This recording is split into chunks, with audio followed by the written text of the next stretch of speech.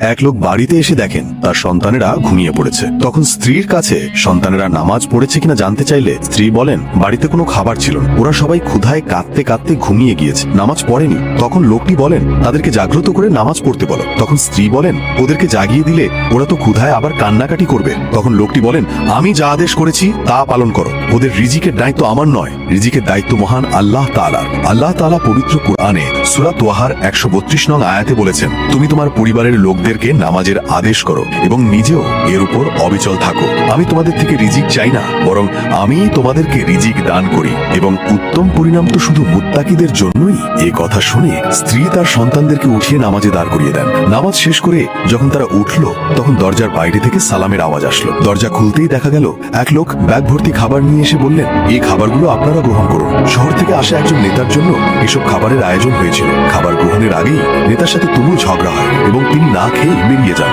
তখন আমি এই খাবার নিয়ে আল্লাহর নাম নিয়ে বেরিয়ে পড়ি। আল্লাহর শপথ করে বলছি, আমি জানি না কে বা কিসের শক্তি আমাকে আপনার দরজায় এনে দাঁড় করিয়ে দিল। সুবহান